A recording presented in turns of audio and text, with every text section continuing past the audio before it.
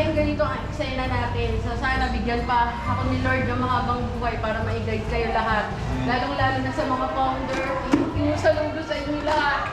Tapos yun, so ngayon, Kainis, in 8 years, bibigyan ka ni Sir Robert ng award.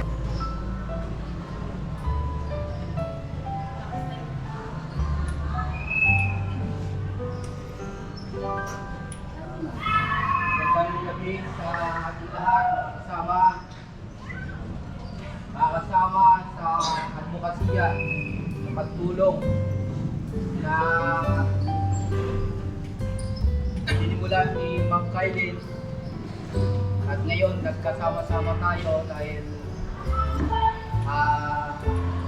ito ang mahalagang gabi kung saan nakakasama pa natin siya. Rin ang gabi na bawat isa sa atin ay dapat madama natin ang pagpapahalaga ng bawat isa sa isang kasamahan na iisa ang ating mga prinsipyo gustong gawin ang makatulong lagi. Kami sa Tagulong, kapatiran sa dalawang gulong at sa Bulacan Motorcycle Riders Confederation ay maiksi pa lang ang aming pagkakakilanlan ni Founder Kailin. Ma'am Joy, ang ilan sa atin dito. Pero kami ay lubos na sumasaludo sa mga prinsipyo nyo at mga ginagawa ninyo na pagtulong. Kaya kahit sa maiksi, napakahalaga ang pagkakakilanlan. Lalong higit sa lahat, mahalaga na dapat tayo ay magsasama-sama para magkamayan sa ganitong sitwasyon na umanaw na ang isang kasama. Ibig sabihin, hindi lang tayo para sa mga buhay, mas lalong paigtingin natin ang ating pagkakapatiran sa ganitong sitwasyon na umanaw ang isang kasama. Dapat dito natin madama ang kahalagahan ng isang kasama o ang kahalagahan ng samahan natin na kahit sa ganitong sitwasyon ay nagsasama-sama tayo. Dahil ito ang pinakamahalaga sa atin. Kaya, nung dumating sa aming kaalaman ang kaganapan may founder, ay kaagad ako kay Madam Joy na gumawa tayo ng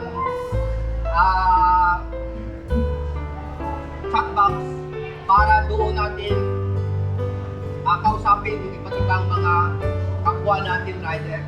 Pero dahil sa hindi naman natin nakikita yung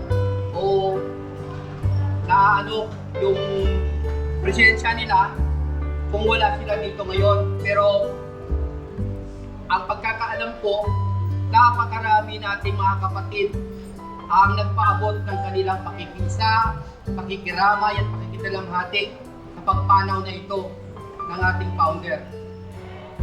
Itinakda ang gabing ito para sana sa isang tribute, pero yung ibang mga kasamahan natin ay hindi rin natin maano yung kanilang panahon.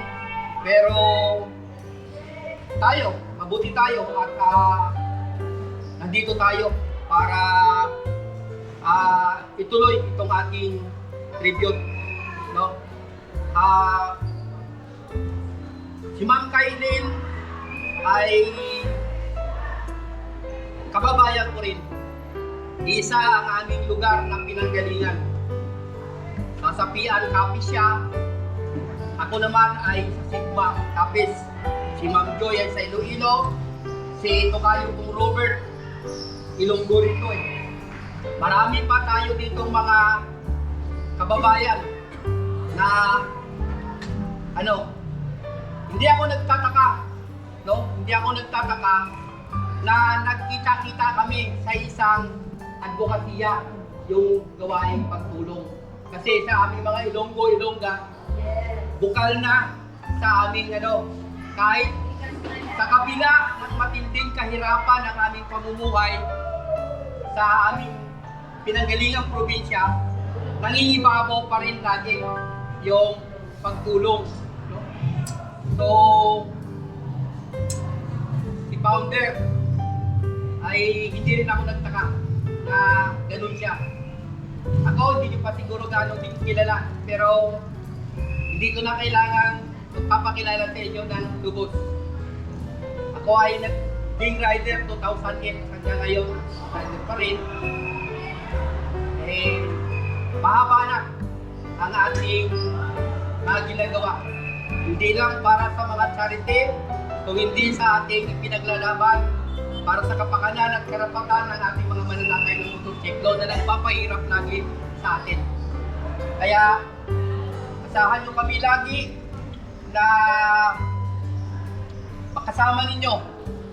So, hindi man kami lagi nakaano sa mga charity, yung iba naming mga grupo ay makakasalamuhan ninyo. Dahil marami rin kaming mga iba pang mga ginagawa. So, gusto kong basahin ang gawad ng pagkilala. Ang pagkilala nito ay ginagawad kay Founder Kylene Pagayong Barret dahil sa kanyang natatanging kontribusyon sa komunidad ng mga mananakay ng motorsiklo. Dahil sa kanyang paglalaan ng oras at taus-pusong pamumuno at pag-oorganisa ng mga Ride for a Cause na aktibo na nagpapatampok sa kabayanihan at pagtutulungan ng mga kapatid na mananakay ng motorsiklo. Ang pagkilalang ito ay ginagawad ngayon, ika-18 ng Agosto, taong 2024 sa bayan ng Rodriguez, Dalawigan ng Rizal. Nilagdaan ko, Robert Perillo, tagapangulo ng Pambansang Kapatiran sa Dalawang Gulong at ng Bulacan Motorcycle Riders Confederation. Ikinagawad natin ito bilang pagkilala sa ating kasama. Sana ay makarating siya sa tahanan ng ating Ama at tanggapin nawa siya, patawarin siya ng kanyang mga nagawang kakulangan, pagkakasala.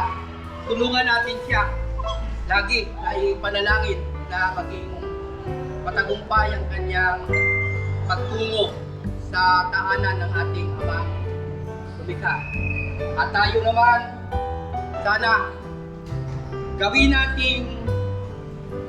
nating inspirasyon ang kanyang pagpanaw na magpatuloy tayo na ipagpatuloy kung ano yung nasimulan para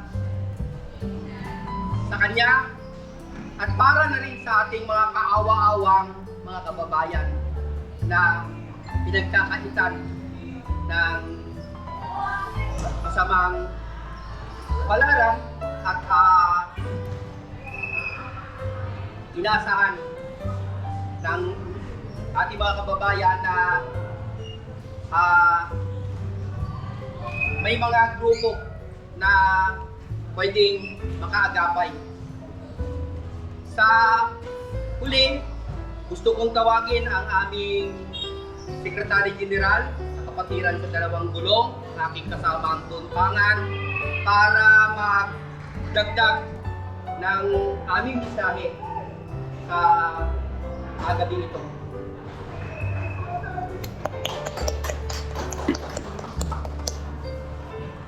Magandang gabi po sa inyo lahat. Magandang gabi rin sa aking founder Kylene.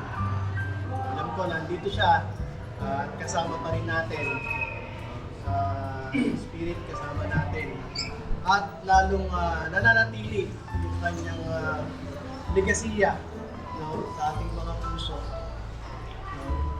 Dahil dun sa kanyang mga ginawa nung siya'y nabubuhay pa, na sa amin po sa Kagulong ay nagsilbing inspirasyon.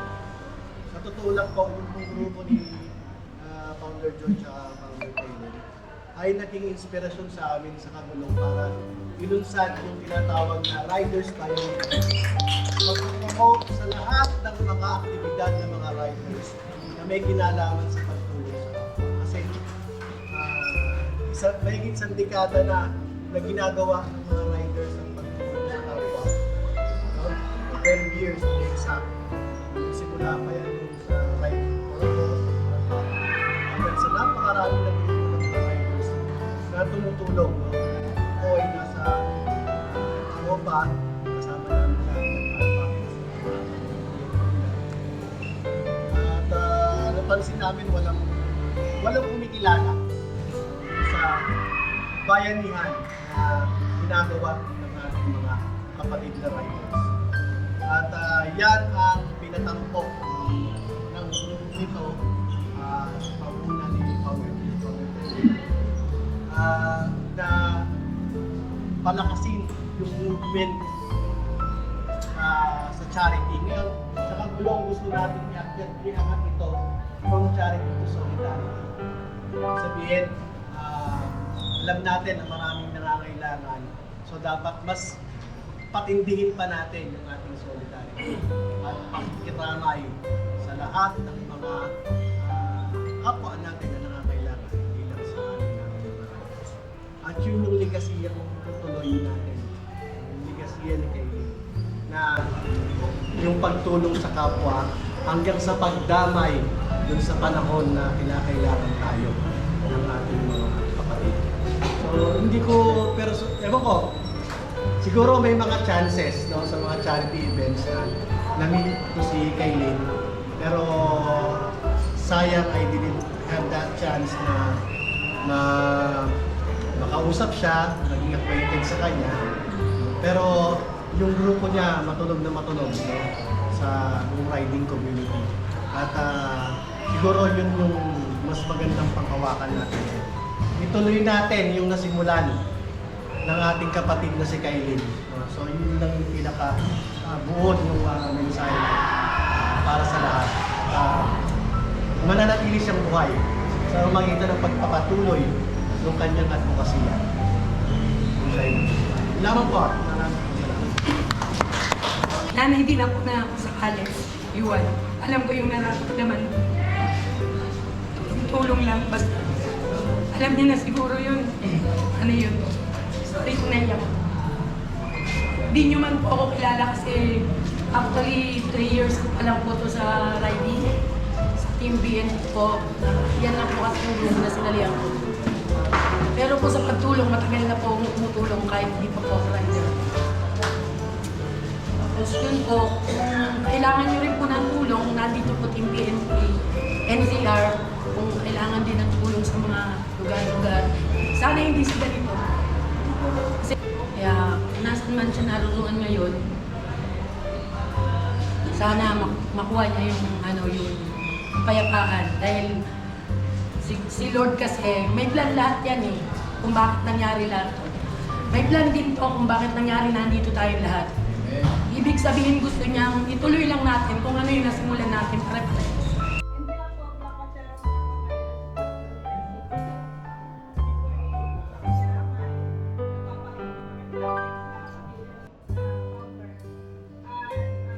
Ako rin po ay gaya ng mga tulad niya na Babs.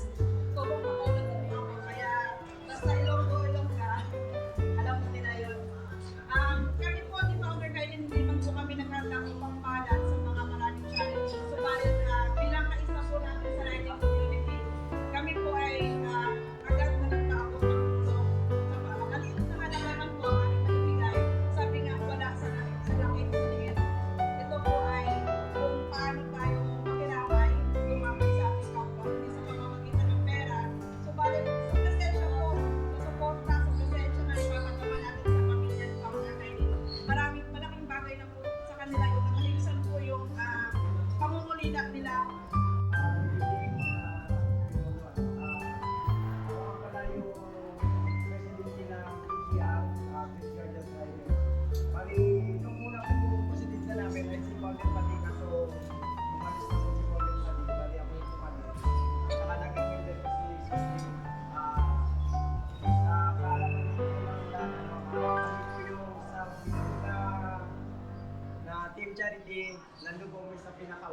kami po ni Ma'am Joy.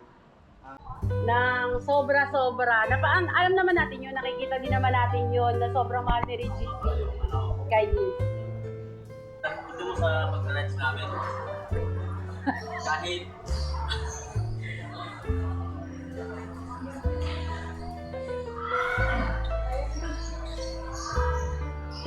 Kahit alanganin yung budget namin, nagpusigit talaga kami ng makarating. Isa nga, pinagsabi-sabi niya, apat na charity, sabi ko, dapat kuha ka na lang ng dalawa kasi alam mo naman yung mga namin dati, yung mga pero ganito, lahat pa rin ang punta pa namin yung bar kasi yung baha, usok pa rin yun sa saka pala yung pinagano niya, nag-aaway sa pinagulio na tulog talaga sa yun eh. Sabi ko, antay mo lang kasi yung tuntanan natin, tama naman to kasi wala siyempre. Sobrang layo din kasi. Ano lang kasi siya yung meron siyang nararamdaman sa sarili niya. Yung sikwito niya, yung sabi sa akin. Ang hirap niya. Alam niyo ba si Kylins, nanalo sila ng sayaw. Yung pa-premyo ko 200 pesos. Kinuha niya ang 100 pang gas nila pa uwi. Tapos yung 200 nilagay sa box. Akalain niyo yun. Diba? Sobrang... Pero kinuha niya yung alak. Inuwi niya. Sabi niya, Ma'am Joy, pwede ba yung alak? Iuwi ko na lang. Pero yung 100, ilalagay ko sa box. So diba, bilang ikaw na tao. Kasi minsan diba, ang 100 sa atin, kala mo piso lang. Pero sa kanilang mag-asawa, sobrang halaga ng 100. Kasi biro mo, Reggie, kakasya ba itong 100 pa? Hindi ma'am, okay na yan, kakasya na yan. Diba? Nakaka-proud yung ganung tao. Kaya alam nyo guys, sobrang sarap ni Reggie tulungan. Dito ko siya na subukan. Yung pagmumukha na yan, nakala nyo hindi mapagkatiwalaan. Pero dito ko si Reggie nakilala pagdating sa pera. Ultimo 50 pesos nakalista. Kasi lahat ng pera sa kanya ko pinapatabi. Kailan ko lang naman nagpatabi kay ate kahapon na nga to, or nakaraang araw. Lahat po ng ginastos ni Reggie is nakalista. Kasi alam nyo, sisipin nyo ha, sa loob ng isang linggo, saan... Salamat po sa inyo. Lahat. Sa pagmumulong po. Hindi ko dahil sa inyo, hindi ko pa yung kapatid ko. Kaya kami po buong pamilya.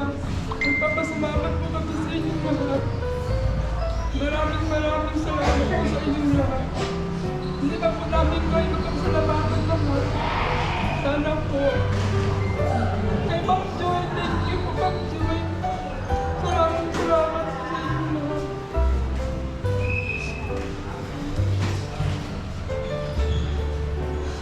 Yan lang po. Magandang gabi po sa inyong lahat. Bakit po tayo nandito? Diba? Nandito po tayo lahat dahil nagpakita ng suporta, pagmamahal, sorry.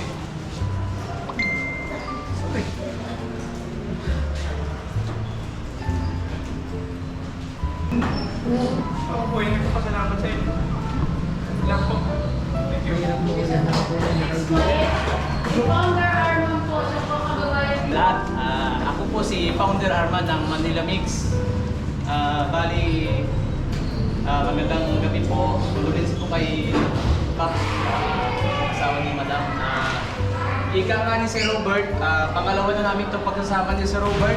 Una, nagkita kami si Robert doon sa ni Sir Rudy, ng National President ng Armas ng Motorista. Ilonggo din yun, nagkita kami ni si Robert. Ngayon, pangalawang pagkakataon, nagkita ulit kami, nakababayan ko ni si Robert. Ika nga ni si Robert, ikas na sa aming mga Ilonggo ang pagtulong. So, nag-start ako sa grupo ko 2019. Nakilala ko si Ma'am Kailin 2019 also. Isang grupo niya pa, hindi pa siya mobilizer. May isang grupo siya eh. Dating grupo niya. Bago siya nagtayo na mobilizer. Ang grupo ko, Manila Mix, ay lagi pong nakasupport sa ganitong gawain. Dahil bago ko tinatag yung grupo ko, naging inspirasyon ko ang dati kong grupo na Ilonggo din ang founder. Meron silang pagkukulang sa pagtulong. Nagtayo ako ng sarili kong grupo para magampanan ko ang pagtulong sa riding community. Wala po akong pinipiling lugar kung ano man. ano man ang kailangan pagtulungan, nakasupport po ako, wala man yung presence ko via GCash, basta abot lang sa makakaya namin. Alam ko mga kagulong, meron din po tayong mga pinagdaanan sa buhay. Hindi lang po lagi tayong tumutulong. Ang riding community po ay hindi po isang papasikat ng grupo. Nandito po tayo, voluntary tayo na nagtutulong sa kapwa natin na ano man po ang mga nangyayari. So dahil nawala na po ang isang pinuno natin na si Madam Kailin, na maganda po ang contribution niya sa riding community pagdating po sa mga charity. Lagi siya nagkakandak ng mga charity, lagi siya nag-message sa akin. May mga conversation kami ni Ma'am Kailin na bago siya umuwi ng Capiz na namatay yung papa niya. Tapos, yun nga, yung mga anak niya. Alam ko po kung gaano kahirap ang pinatayuan ni Ma'am Kailin bilang nagtatag siya ng grupo. Alang-alang po sa mga charity na kinakandak niya. Subalit, nung huli ko nang nalaman na kailangan din pala siya natin tulungan. Dahil alam ko ang sitwasyon niya sa buhay, Ma'am Joy. Mahirap. Isang kahig, isang tupa, yung mga anak niya maliliit. Tapos ganito pa yung nangyayari. So iniisip ko agad kung ano nangyayari sa mga bata niya, sa mga anak niya. So sana, maging inspirasyon po ang pagtulong sa atin ng dalawang kagulong. Sana huwag po tayong magsawa. Maraming salamat po at magandang gabi sa lahat. Ako ang head ng PNP. Yeah.